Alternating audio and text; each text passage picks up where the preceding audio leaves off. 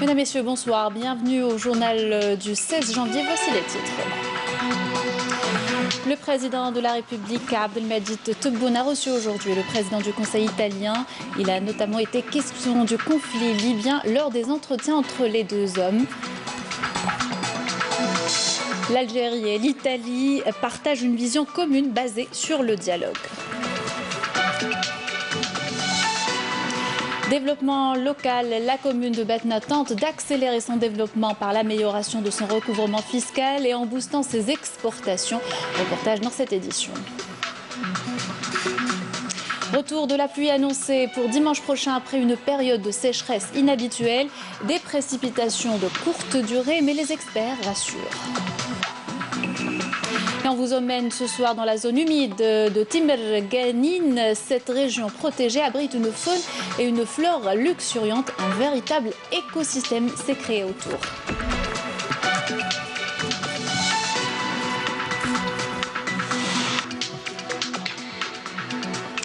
Bonsoir à tous et bienvenue. Je vous le disais en titre, le président de la République, Abdelmadjid Tebboune, a reçu aujourd'hui le président du Conseil italien, Giuseppe Conte, au siège de la présidence de la République.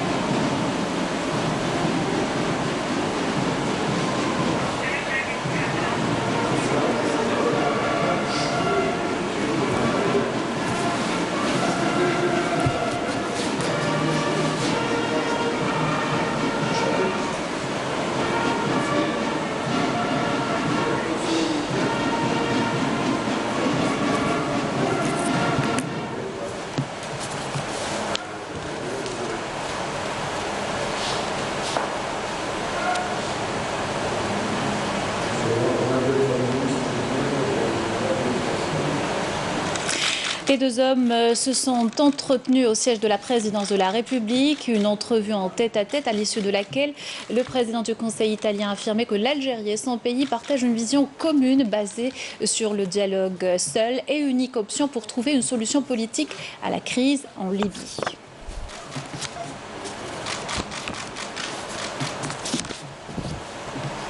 Et les entretiens ont été élargis cet après-midi aux membres des deux délégations italiennes et algériennes.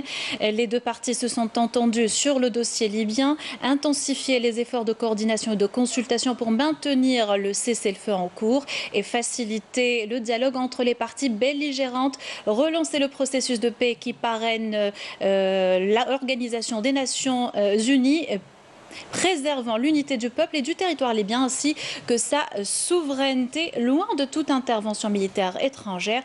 À cette fin, un accord a été conclu pour coordonner les positions des deux pays au niveau international. On écoute.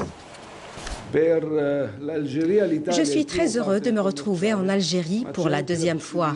Cette visite m'a permis d'aborder plusieurs thèmes autour des défis auxquels les pays du bassin méditerranéen sont confrontés et les moyens de consacrer la sécurité et la stabilité dans toute la région.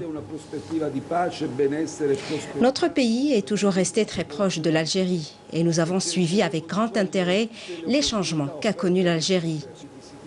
Je remercie le président de la République, Abdelmadjid Tebboune, ainsi que le Premier ministre, Abdelaziz Djerrad, pour l'accueil chaleureux qui m'a été réservé.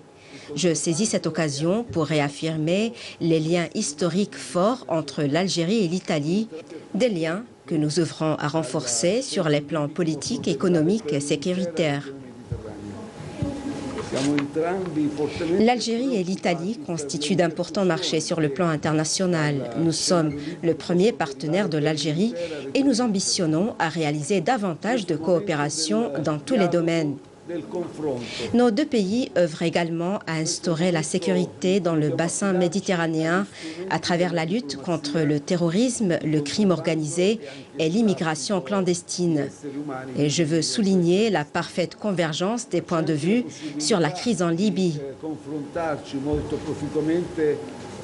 Nous sommes très inquiets quant à la situation qui prévaut dans ce pays et les répercussions négatives sur toute la région de la Méditerranée. Nous refusons toute intervention militaire dans ce pays, car la crise en Libye doit être résolue pacifiquement. Nous œuvrons à la réussite de la conférence de Berlin sur la Libye. Et plus tôt dans la journée, le Premier ministre Abdelaziz Jarrad s'est entretenu avec le président du Conseil italien, Giuseppe Conte. L'entretien s'est déroulé au palais du gouvernement. Comme vous le voyez sur ces images.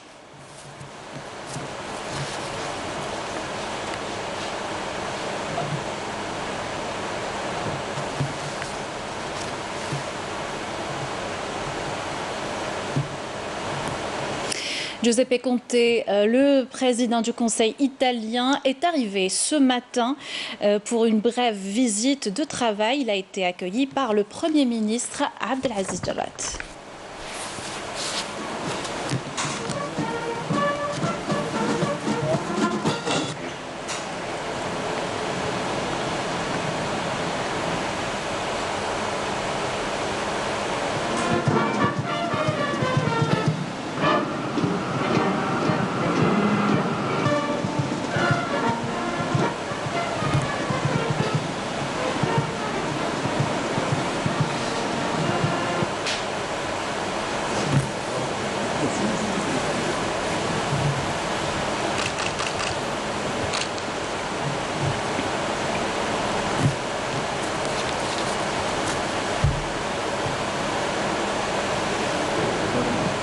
Le président du Conseil italien Giuseppe Conte a achevé en fin d'après-midi sa visite de travail en Algérie. Il a été salué à son départ à l'aéroport international Houari Boumediene par le ministre des Affaires étrangères Sabri Bourgadoum. Cette visite, qui s'inscrit dans la dynamique des efforts de la communauté internationale pour circonscrire le conflit en Libye et lui apporter une solution durable, a permis aux responsables des deux pays de poursuivre et approfondir leur concertation sur la crise libyenne, mais aussi sur les questions régionales et internationales d'intérêt commun. Les deux parties ont procédé également à l'examen des dossiers bilatéraux en perspective des principales échéances bilatérales à venir, en particulier la prochaine session de la réunion bilatérale de haut niveau dont la tenue est prévue à Alger au cours du premier semestre de cette année. Dans le reste de l'actualité, le président de la République, Abdelmajid Tebboune, recevra mardi 21 janvier au siège de la présidence de la République une délégation de directeurs et responsables de médias publics et privés, a indiqué aujourd'hui un communiqué de la présidence de la République. Cette rencontre sera une occasion pour éclairer l'opinion publique nationale sur les questions de l'heure au double plan interne et externe, a précisé le communiqué, s'inscrivant dans le cadre des engagements du président de la République d'organiser des rencontres périodiques avec les médias. Cette audience sera suivie par d'autres entretiens avec des journalistes et des responsables d'organes de presse, a conclu la même source. Retour à présent sur le troisième jour de visite en 4e région militaire du général-major Saïd Chengueliha, chef d'état-major de l'ANP par intérim, à l'issue hier après-midi de la réunion d'orientation avec les cadres du secteur opérationnel Sud-Est Janet et l'inspection de plusieurs unités déployées au niveau de ce secteur. Le général-major a présidé une réunion avec le commandement de l'état-major de la région ainsi que les responsables des services de sécurité après la cérémonie d'accueil à l'entrée du siège du commandement de la région. Le général-major a observé un moment de recueillement sur la mémoire du shahid Chihani Bachir, dont le nom est porté par le siège de la région. et a déposé une gerbe de fleurs devant le siège commémoratif et a récité la Fatiha de sa mémoire, sur sa mémoire et à celle de nos valeureux chouhada. Pour procéder ensuite à l'inauguration du centre régional des archives militaires avant de visiter ces différentes infrastructures.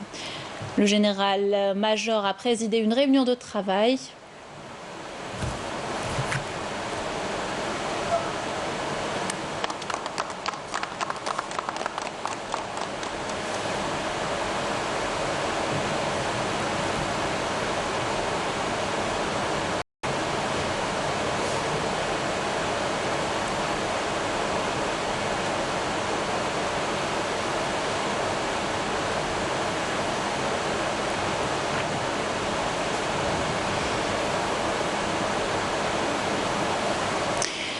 Le général-major a présidé une réunion de travail avec le commandement de l'état-major de la région, les commandants des secteurs opérationnels et militaires, les commandants d'unités, les responsables des différents services de sécurité et les directeurs régionaux, où il a suivi un exposé exhaustif sur la situation générale de la région présenté par le général-major Hassan Alaïmiya, commandant de la région.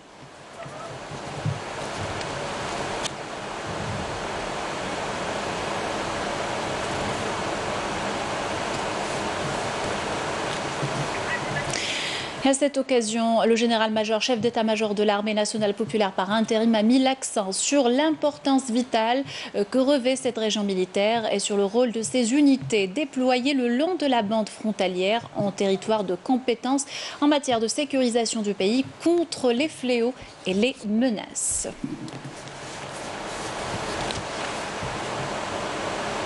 Dans l'actualité aujourd'hui, le ministre de la Communication, porte-parole du gouvernement, Ammar Belhimel, s'est rendu aujourd'hui au siège de l'agence Algérie Presse Service, où il s'est enquis des conditions de travail des journalistes. Il a également rendu à cette occasion hommage au défunt Abdelkrim Hamada, ancien journaliste de l'APS. Le ministre a affirmé regretter l'un des fils loyaux de l'agence, affirmant que par sa compétence et son dévouement, le défunt a marqué de son empreinte la profession. La dépouille du défunt arrivera vendredi à Alger et sera inhumée samedi prochain au cimetière d'El-Qattar. Et pour sa première sortie médiatique, la ministre de l'Environnement et des Énergies renouvelables a procédé aujourd'hui à l'inspection de plusieurs entreprises relevant de son département au niveau de la wilaya d'Alger. Accompagnée de ministres délégués chargés de l'agriculture saharienne et des montagnes, Nassera Benharat a insisté sur l'intérêt de lancer des programmes de formation environnementale. Elle a également souligné la nécessité d'installer un délégué chargé de l'environnement au niveau de chaque wilaya pour faire face aux problèmes de la pollution. En manque de financement, la commune de Batna tente d'accélérer son développement par l'amélioration de son recouvrement fiscal et en boostant ses exportations. Ces ressources supplémentaires permettront de répondre aux besoins de la population locale. Jazia Bayou. Dans le but d'assurer une certaine indépendance financière, la commune de Batna tente de renflouer ses caisses en s'appuyant sur deux éléments essentiels, le recouvrement fiscal et la diversification des exportations. Concernant la fiscalité locale de la commune de Batna pour l'année 2019, elle s'élève à 197 milliards dans 170 milliards de recettes du trésor public et 27 milliards de recettes provenant des biens de la commune. Ces recettes alimentent les projets de développement local comme le raccordement au réseau électrique, au réseau de gaz naturel et d'eau potable.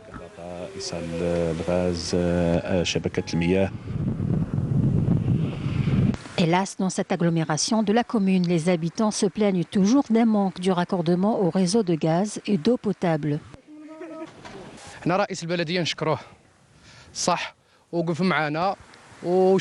Il est vrai que le président de l'APC est venu nous voir. Il a ordonné le raccordement électrique dans cette région. Hélas, nous n'avons toujours pas d'électricité. Depuis 2002, nous n'avons pas été raccordés ni au réseau de gaz naturel, ni au réseau d'eau potable. Mais que pensent les autorités locales de ces plaintes ? L'APC a mis en place un collecteur principal d'une estimation de 7 milliards. 3,5 milliards ont été financés par l'APC et le reste par la wilaya dans le cadre du FCCL. L'éclairage public a coûté 4,5 milliards et très prochainement, cette localité sera raccordée au réseau de gaz naturel. وراح نزيدوا لهم ان شاء الله في الايام القادمه le réseau تاع الغاز. Pour répondre aux préoccupations des citoyens, les autorités locales tentent de renforcer leurs ressources financières pour ne pas se contenter uniquement du budget qui a été octroyé par les pouvoirs publics. Et en cette période hivernale, les températures ont baissé, mais la pluie se fait encore rare. Cette situation dure depuis décembre dernier, mais devrait changer avec le retour des pluies et même de la neige à partir de dimanche prochain. Les détails dans ce reportage de Saïda Mayouf. Un manque flagrant en matière de pluviométrie a marqué le mois de décembre dernier ainsi que le début du mois de janvier de cette année.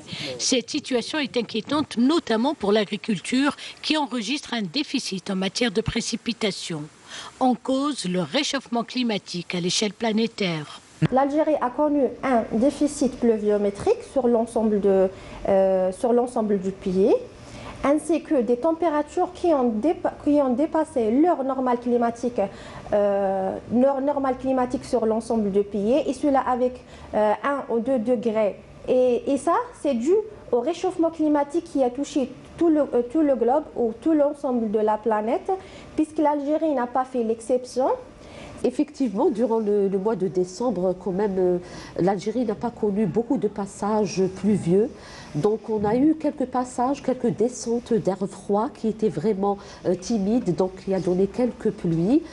Aussi on a enregistré un peu de neige, mais c'était surtout sur les monts qui avaient dépassé les 1200 mètres d'altitude, surtout sur les Aurès et les régions intérieures du pays. Mais par contre on a vécu quand même la majorité du mois de décembre comme une situation vraiment printanière. Donc il y avait du soleil partout, mais il y avait quand même des températures assez basses. Même si le temps s'est adouci en décembre et que le soleil continue de briller en plein mois de janvier, avec un taux de précipitation quasi nul, l'Office national de la météorologie prévoit un changement radical de la température très prochainement. Effectivement, Météo Algérie prévoit à partir du dimanche une aggravation et même un changement radical du temps sur les régions de l'ouest ainsi que du centre du pays. Donc ça sera de l'air froid polaire qui va descendre, qui va traverser le bassin méditerranéen, et c'est de l'ordre de moins 28 degrés Celsius en altitude. Ça va toucher les régions de l'ouest et du centre du pays. Cet air froid, bien sûr, va donner des chutes de neige qui seront tout de même à des altitudes un peu plus ou moins basses, donc quelques 900 à 1000 mètres d'altitude. Seulement voilà, ce climat hivernal sera de courte durée, avec le retour du soleil à partir du mercredi, ce qui porte à croire que le mois de janvier risque fort de ressembler au mois de décembre en matière de pluviométrie. Et malgré la rareté des pluies, il suffit de quelques heures de précipitations diluviennes pour conduire à des inondations. La wilaya d'Illizi est théâtre habitué de ce phénomène, notamment à la commune de Djanet. Une commission ministérielle a fait le déplacement pour inspecter les ouvrages d'art permettant de lutter contre les inondations. Mounana Walhamoudi. Située à 400 km d'Illizi, la wilaya de Djanet est confrontée chaque année au risque d'inondations dévastatrices. Pour faire face à cette menace, des infrastructures sont en cours de réalisation. La plus importante concerne la construction de 3 ponts à l'entrée de la ville.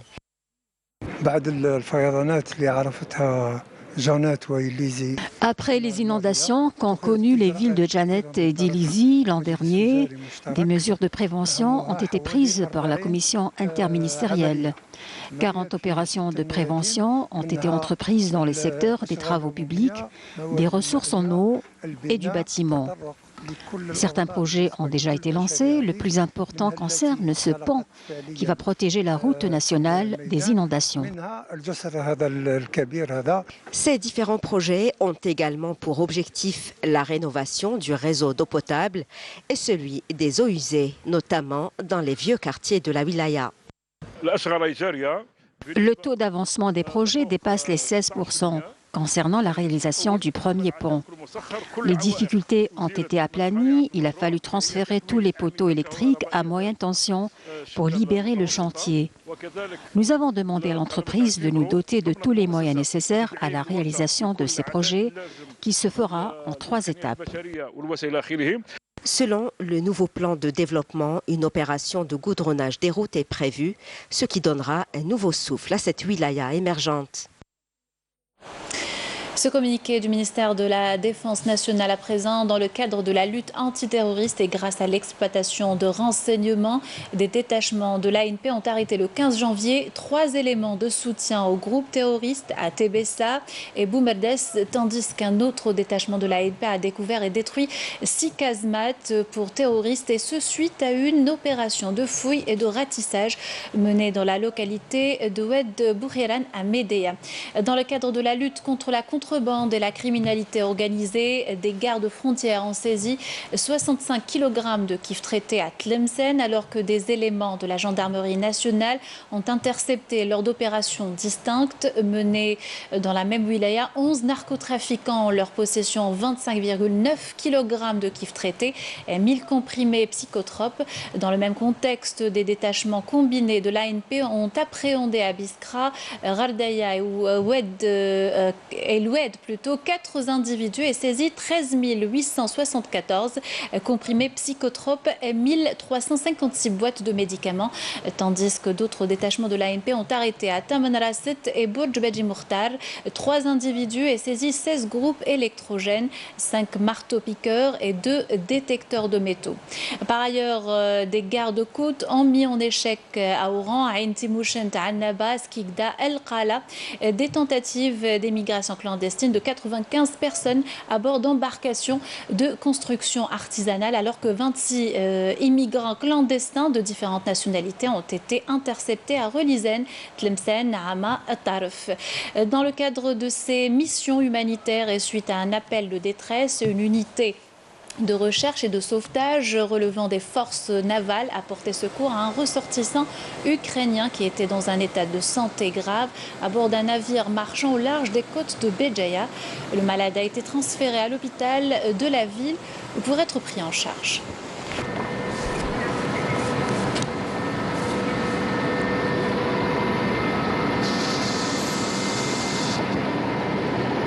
Et on poursuit notre journal après l'appel à la prière d'El-Aïcha.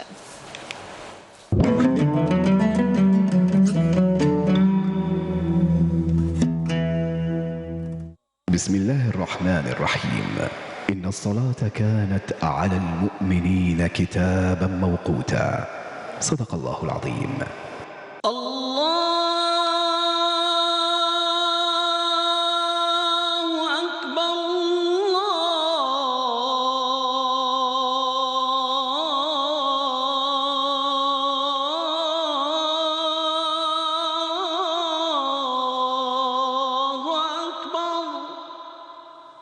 أشهد أن لا إله إلا الله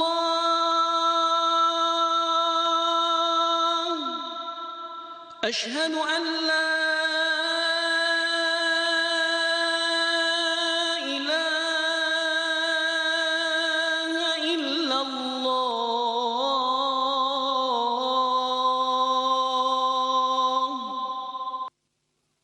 أشهد أن محمدًا رسول الله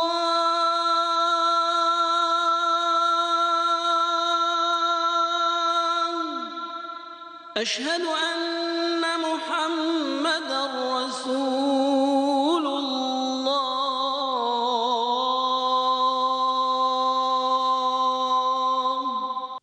حي على الصلاة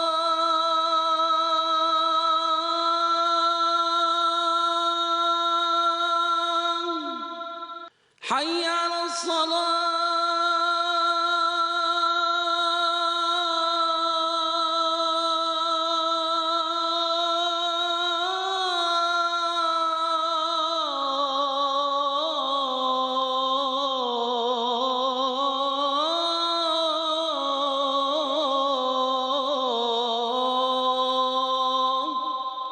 حي على الفلاح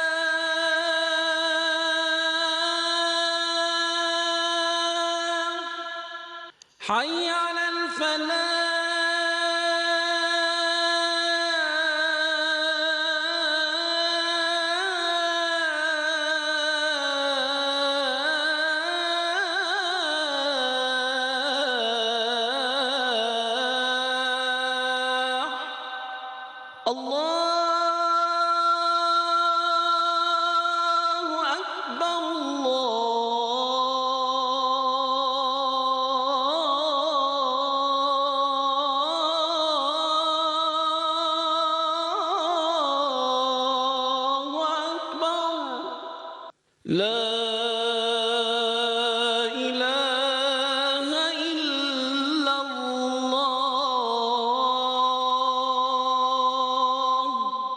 اللهم رب هذه الدعوة التامة والصلاة القائمة آت محمدا الوسيلة والفضيلة والدرجة الرفيعة وابعثه اللهم مقاما محمودا الذي وعدته.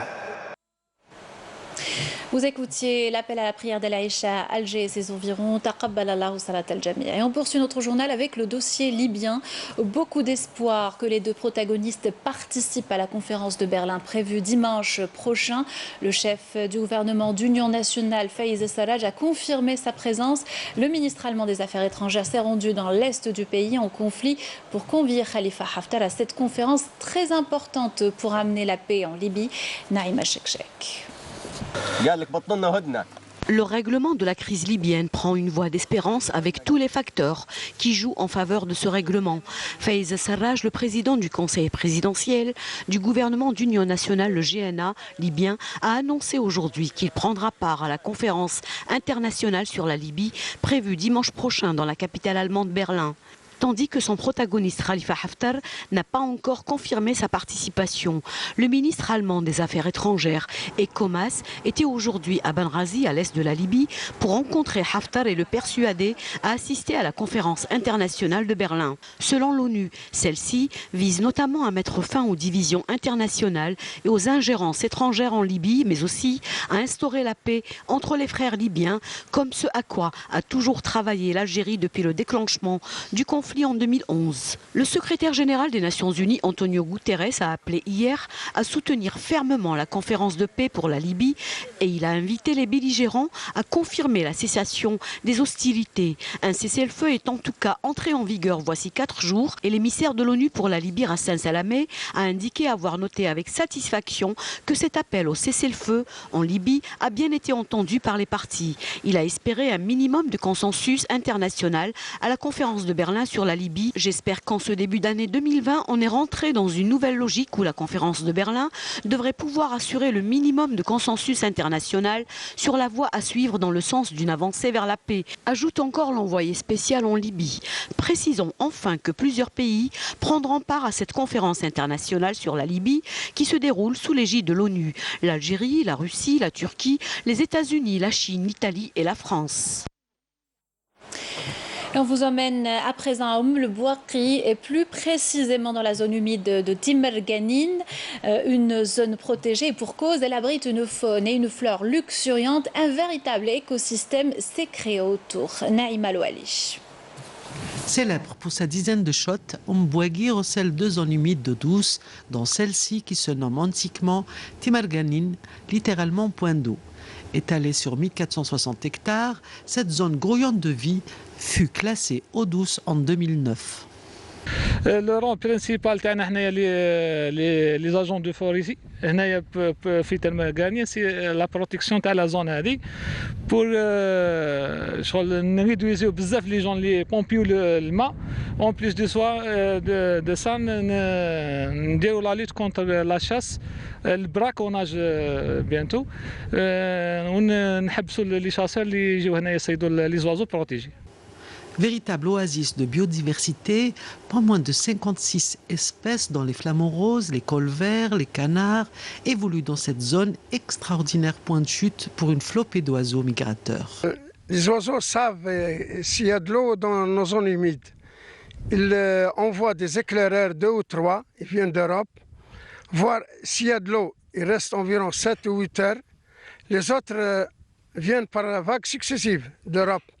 Ils ont 2 couloirs. Ils ont le premier couloir, Italie, Sardaigne, Qala. Ils rentrent ici chez nos zones humides de Moulbokhi. Il y a un autre couloir, la France, aussi l'Espagne. Et puis détroit de Gibraltar, Maroc. Ils viennent ici s'installer dans nos zones humides. Le grand retour de l'Eris nature à tête blanche dans cet endroit qui regroupe pas moins de 3447 oiseaux est un signe qui ne trompe pas. La zone serait sans conteste aussi riche que propre. Reste qu'à la préserver. C'est la fin de ce journal. Merci de l'avoir suivi. Vous pouvez y réagir et le revoir sur les adresses qui s'affichent en bas de votre écran. Quant à moi, je vous retrouve demain. Bonne soirée à tous.